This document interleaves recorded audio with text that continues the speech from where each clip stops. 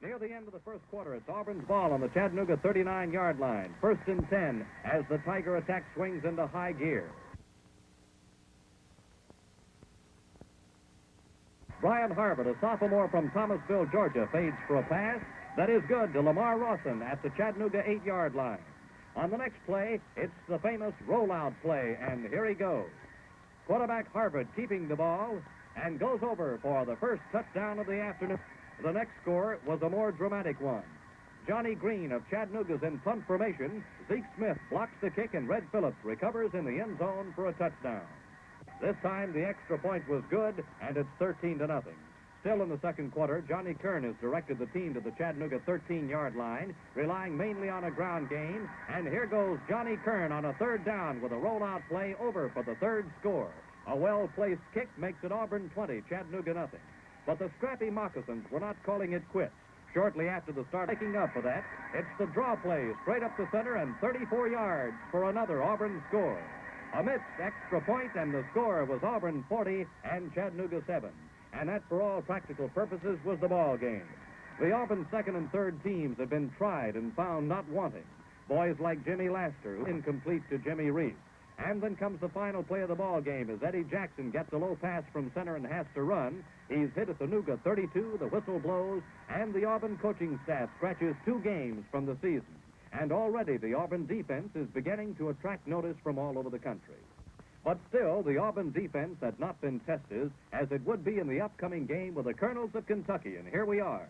It wasn't long in coming. Early in the first quarter, Tommy Larino rams into center. Here he goes. And he's met there by Kentucky's All-American tackle Lou Michaels and dropped for a no gain. It's 4th down and 8 and punt formation. Billy Atkins is back. He gets his pass from center, gets his kick away, and it's taken in by Jack Gallagher at the Kentucky 26. And he returns it to the Wildcat 42, a good place to start an offensive drive. Bobby Cravens gets it and tries left tackle, but Captain Tim Baker brings him down after a gain of 4 yards. 2nd down on the Kentucky 45, and Cliff Tribble, the fullback, tries again and moves for another 4 yards to the 49. 3rd and about 3, and Bobby Cravens goes off left guard for 3 yards to the Auburn 48. Again, Zeke Smith is in with a tackle. 4th and 1, and punt formation for Kentucky. And here you see the kind of play that stood Auburn in good stead throughout the entire season. Lou Michaels, rush, has to run with the ball and is brought down by Jerry Wilson at midfield. And then the game seesaws back and forth, with neither team able to operate or generate a serious scoring threat. Near the end of the first half, the Tigers make motions of a score as Lou Michaels kicks. It's taken by Tommy Larino, and he brings it back to the Auburn 33-yard line. It's 1st and 10 for the Plainsmen, and they feel the urgent need of a score. Lloyd Nix is back for a pass. The long throw is good to Red Phillips on the Kentucky 37-yard line. A nice pass play has put the Tigers in good position. But the Kentucky line begins to tighten as Tommy Larino fails to gain. Lloyd Nix sets the team, fades back for another pass. In trouble and is trapped and brought down by Jimmy John. 2 more incomplete passes and the scoring threat is ended. And so is the first half with a score, Auburn nothing and Kentucky nothing. The second half begins as a fired-up Auburn team jars the ball loose from Lowell Hughes, and Billy Atkins is in there to recover at the Kentucky 36. Bobby Hoppy goes wide with this one and advances the ball to the Wildcat 30 before going out of bounds. A 6-yard gain for Auburn. 2nd and 4, and here's Tommy Larino, who takes the pitch back. He goes the other way and gets the first down at the Kentucky 25-yard line. 1st and 10 for the Plainsmen. Lloyd Nix back for a pass. Is caught by Lou Michaels and dropped for a 2-yard loss back to the Kentucky 27. It's 2nd down and 14. Tommy Larino again, this time to the right side. Fakes a pass and picks up 4 precious yards to the 23-yard line. A 15-yard penalty against Kentucky puts the ball on the 8-yard line, gives the Tigers a first down, and Billy Atkins wouldn't quit and went over for the TD. Auburn leads 6-0. The extra point is no good, and that's the way the score stands. The rest of the half was pretty much more of the same, a tight, conservative ball game, with Auburn hanging on to those 6 points for dear life.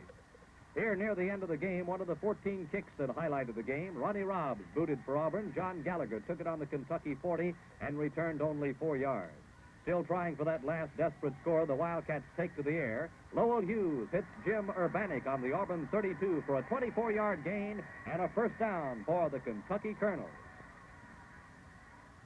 It's still another try by Hughes. This time, however, he fumbles, and an alert Jerry Wilson puts an end to that Kentucky threat by recovering for Auburn on the 43.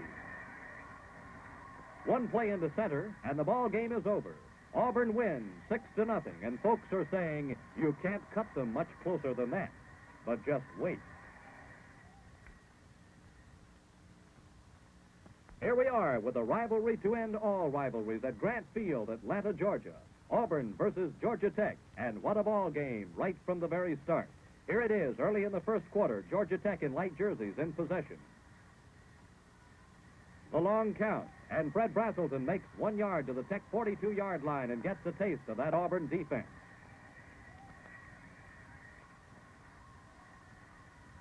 Next, Stan Flowers moves up to the 45-yard line and still finds the going tough to get those 3 yards.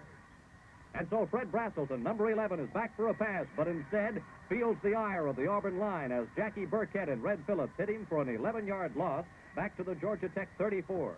3 downs and a net loss of 6 yards convinces the Engineers to kick, and Jerry Neighbors is standing back to do just that. Gets it away, but almost blocked. Taken in by Tommy Larino at the Auburn 12-yard line. Tries to reverse his field, but doesn't find the hole, and is brought down at the Auburn 18. So now the Tigers have a series of offensive opportunities. Tommy Larino fumbles, but Tim Baker is in there to recover and picks up 3 yards in the process. 2nd down and 7. Lloyd Nix spots Tommy Larino at the Auburn 22, and the 11-yard pass is good. Good for a first down, and the Auburn drive is still alive.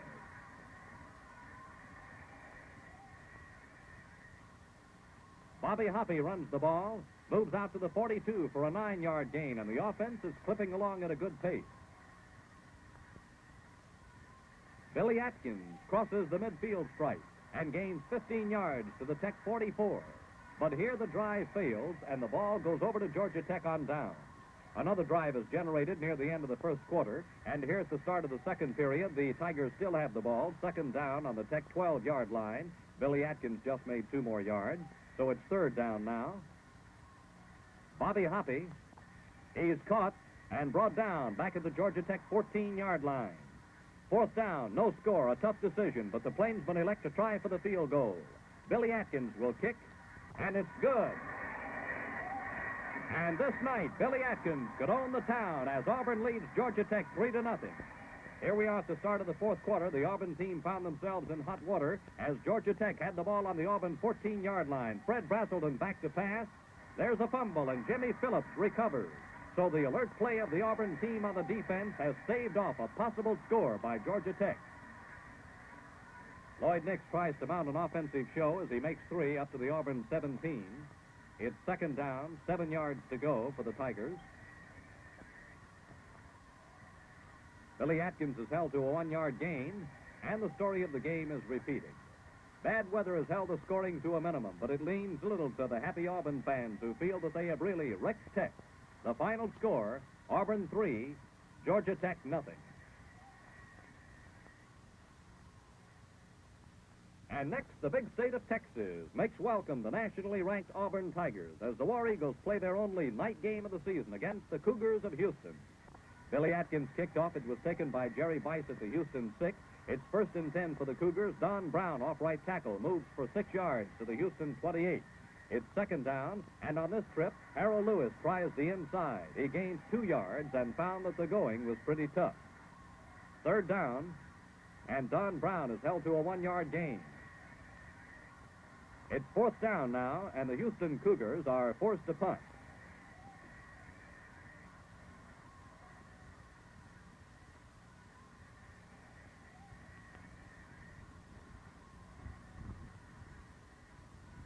And it rolls dead on the Auburn 29-yard line. And now the Tigers' day has come. On the first play from scrimmage, the roof falls in on Houston. Lloyd Nix back for a pass. It's good to Red Phillips in Houston territory after a nice fake, and he's off and running for Auburn's first score. The kick is good, and Auburn leads 7-0. Only a few minutes later, Houston finds themselves deep in their own territory thanks to a bad kick and an advancing Auburn offense. Here, Don McDonald makes 1 yard out to the 4-yard line. On the third down, Houston elects to try for more operating room. Don McDonald attempts a handoff, and Jerry Wilson is in there to knock him into the end zone for a safety, so Auburn's lead goes to 9-0. Then on the first play after the kickoff, Pat Marr goes off right tackle for 3 yards, moving the ball to the Houston 35. Second down, they're in Houston territory. And Brian Harvard runs the favorite pass option play, and look at him run it. He goes all the way, 35 yards for another Auburn touchdown. The kick is good, and Auburn leads 16-0. Here's the kind of play that kept Houston off its feet all night. First play in the second quarter, Don McDonald back to pass, and Red Phillips is on him and brings him down on the Auburn 49 for a 17-yard loss. A few plays later, Harold Lewis is hit hard on the Houston 6. He fumbles, and Red Phillips recovers for Auburn. Another scoring opportunity set up by the Auburn defense.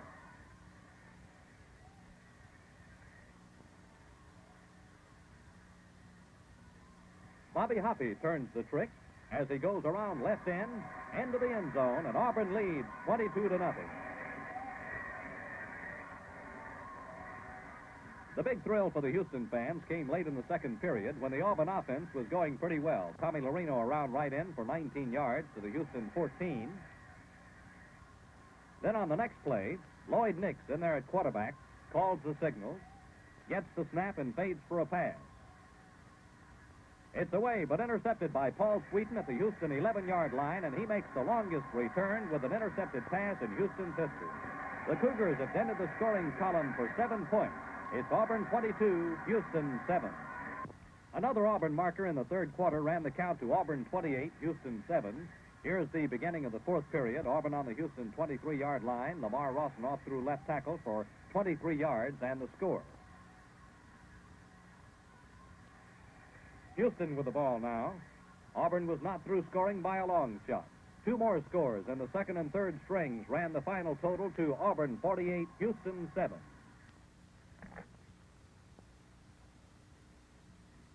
Homecoming Day and all the color that is traditionally associated with that occasion at the loveliest village on the plains. Add to that a real gridiron battle with the University of Florida, and the rugged first quarter is the kind of game you'll see all afternoon. Here, Lamar Rawson carried the ball to the Florida 43-yard line for a 7-yard gain.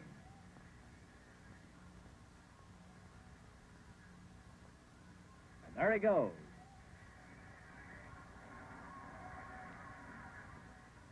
And on the next play, Ronnie Robb gets the call, goes through center, and finds that Coach Bobby Woodruff's Gators are hard to move. That play carries to the Florida 49, an 8-yard gain. So Brian Harvard, the fine sophomore quarterback, takes to the air, but his pass to Rawson is no good, and the deadlock continued into the second quarter.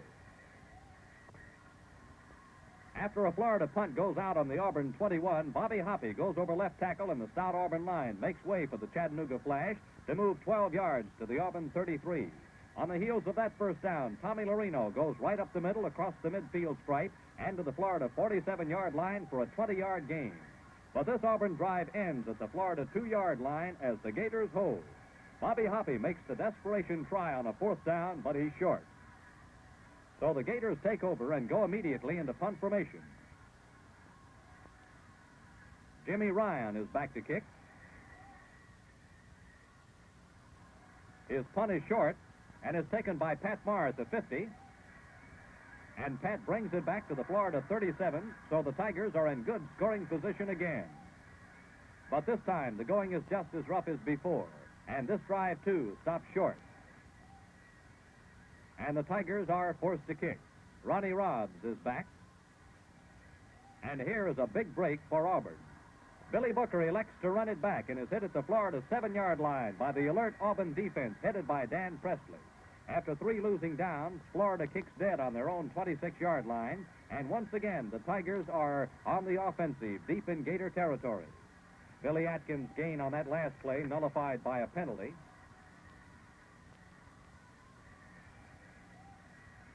But on this one, Bobby Hoppe moves well on the double reverse and is not stopped until he reaches the Florida 5-yard line.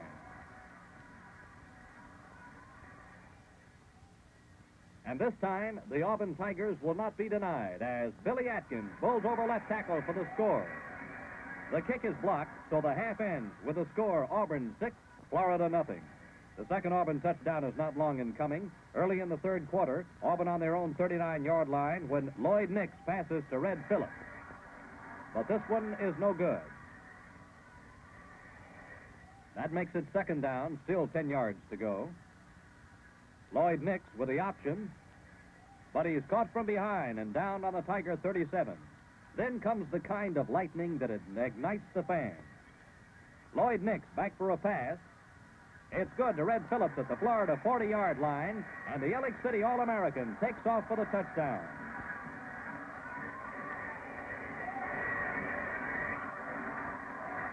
A 63-yard pass play, Lloyd Nix to Red Phillips. The PAT was good, and the score was Auburn 13, Florida nothing. While there were no more scores in this game, there was more outstanding play, like this one in the fourth quarter. And here we are with the next game. It's the Mississippi State Maroons next on the agenda. Auburn in the white jerseys on this one. Brian Harvard makes about 4 yards to the Auburn 32-yard line. Pat Marr over left guard, but the Maroon defense arches its back and holds him to a 2-yard gain. Ronnie Robbs, the fullback from Chattanooga, goes into the center and picks up about 2 yards, so the Tigers are forced to kick. It was this type of seesaw game that was characteristic of the first quarter.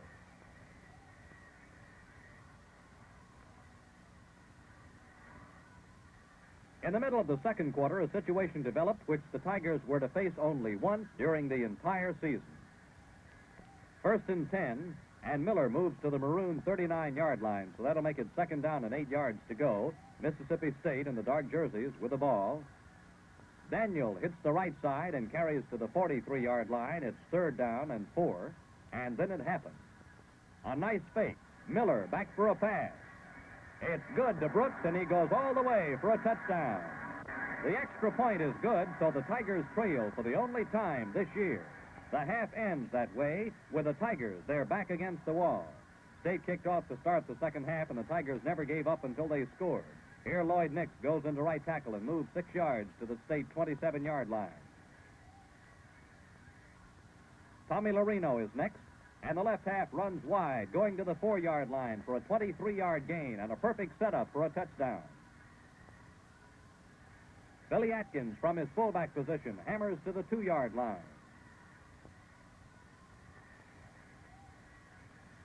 Then it's Atkins again, and this time he's over, but the Tigers still trail by 1 point.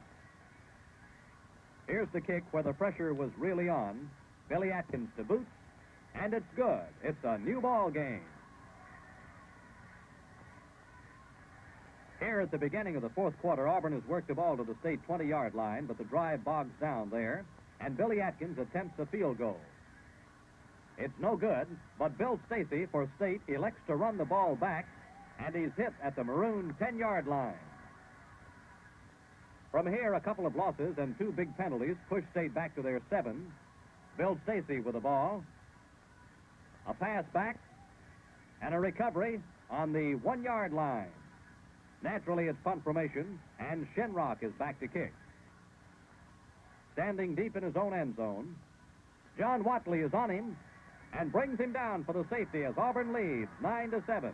The Tigers have proved their mettle and are back in the lead once again. The final Auburn score is set up by alert defensive play. Billy Atkins is kicking.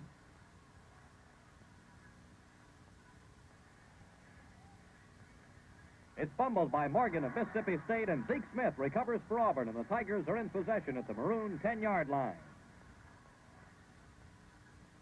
Billy Atkins into right tackle, moves to the 5-yard line before being stopped. Tommy Larino off the left side picks up more yardage to the 3-yard line. And this is the big one. Billy Atkins is over for the score. The extra point is no good, but Auburn leads 15-7, and that's the way the game ends. To Columbus, Georgia for the next game and another rainy day and a wet field. And this is Theron Sapp into the center, a fullback who was to make his presence known throughout the afternoon. And here's another fine Georgia back, Jimmy Orr, one of the conference's leading pass receivers. The first quarter was a ground game almost entirely. Auburn remained in possession with Lamar Rawson, who you see here doing much of the work.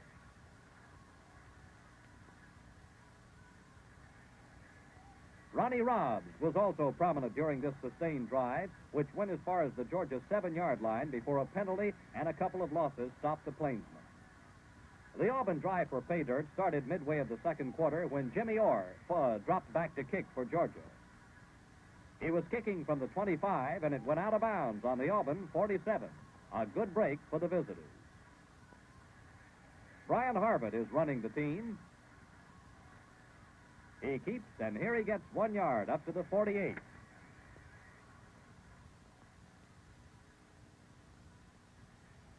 Then Jimmy Reynolds moves it down to the 46. And this type of game continues down to the Bulldogs' 30-yard line. The first unit comes back in the ball game. Lloyd Nix back for a pass. It's good to Billy Atkins on the Georgia 23-yard line. A 13-yard gain for the Tigers. A warm day in Columbus, Georgia. Bobby Hoppy off the left side to the 20.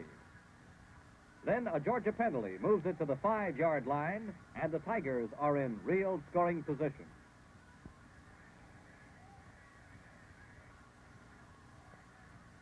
Billy Atkins fails to make much yardage. He got down to the 4-yard line, a gain of 1. Tommy Lorino, this time to the outside, and again there is no gain. Then Lloyd Nix, seeing that the line of the Georgia Bulldogs will not move, decides to take to the air. His pass to Red Phillips is good for the touchdown, and the Tigers lead 6-0. The extra point was missed, and that, for all practical purposes, was the ball game. However, the Tigers are put in a bad position early in the third quarter thanks to a penalty that moves them back to their own 7-yard line. Then on the third play from scrimmage, Tommy Lorino fumbled, and Georgia recovered at the Auburn 10-yard line.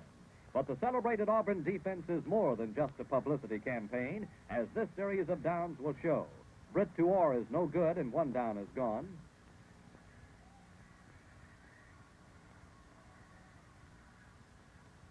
Theron Sapp drives to the 6-yard line, and it's Georgia offside, moving the ball back to the Auburn 15, but still in dangerous territory. Britt back for another pass. And again, it's no good. It was intended for Jimmy Orr. And that's the way the drive ended, with Auburn turning back the threatening Bulldogs. Even after another fumble gave Georgia new life in the same series of downs and put them in possession on the Auburn 5, the defense holds as Zeke Smith recovers a Britt fumble, and the 6-point lead still stands. The Tigers mount another threat in the waning moments of the ball game. Here they're in possession on the Georgia 7-yard line. Billy Atkins fails to gain. Lloyd Nix back for a pass. It's good to Jerry Wilson, but he's dropped on the 1-yard line, and it's 4th down and goal to go.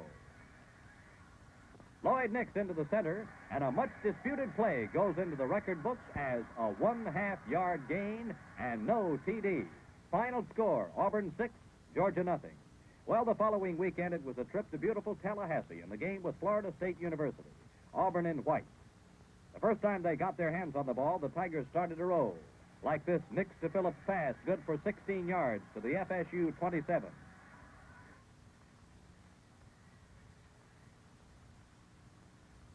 Or this run by Tommy Lorino around right end for 9 yards to the 18. Later, in this same series of downs, Lloyd Nix gets the ball, is back for a pass. No good, intended for Jerry Wilson, but on this play, a holding penalty moves the ball to the Moccasin 1-yard line, and it's still 4th down for Auburn. Billy Atkins goes over, and the Tigers draw first blood. The kick is no good. The score is Auburn 6, Florida State nothing. A few plays later, it's another Auburn drive. Bryant Harvard rolling around right end keeps and goes 19 yards to the FSU 5-yard line.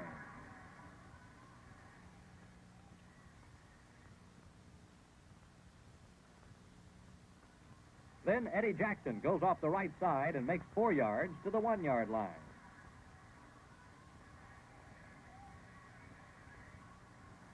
Lamar Rawson goes over for the score. The extra point is good and makes it Auburn 13, Florida State nothing.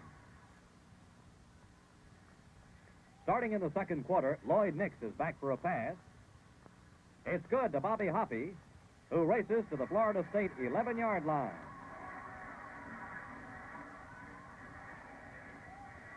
So it's 1st and 10 for the Tigers. Tommy Larino over the right side goes down to the 8-yard line.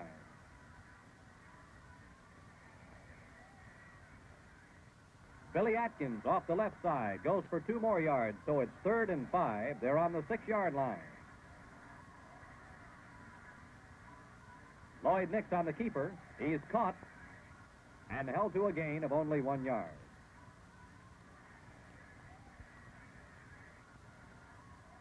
But they try again, and this time Billy Atkins turns the trick, and he goes up the middle for the score. With the extra point, it's Auburn 20, Florida State nothing. The final Auburn touchdown is set up as Lamar Rawson intercepts a pass. Watch it.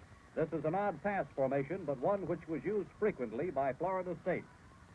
There's Rawson with the interception, and he returns it all the way to the Florida State 38-yard line.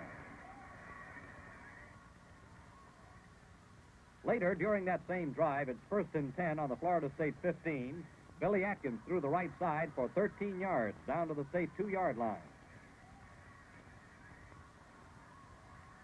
And Tommy Larino through the left side for 2 yards and a score. The extra point is good. It's Auburn 27, Florida State nothing. The lone Florida tally comes early in the 4th period. It's Majors back to pass. And it's good to Phelps, who goes over for the marker. Their kick is good, and it's Auburn 27, Florida State 7. The final points are made right at the end of the game. Majors back to pass.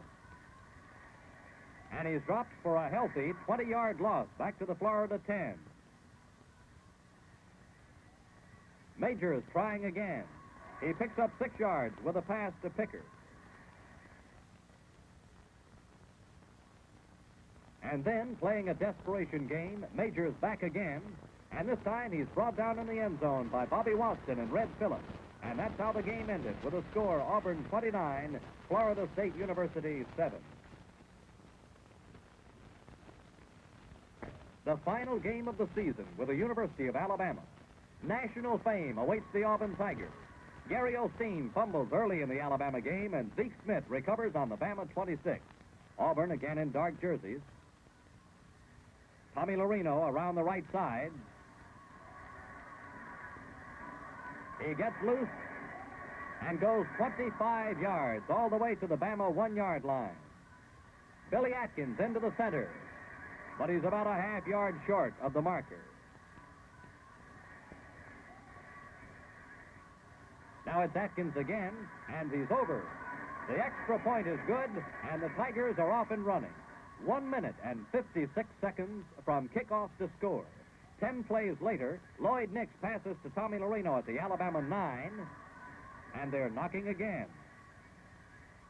The final plunge goes over from the 6, and it's Billy Atkins who carries.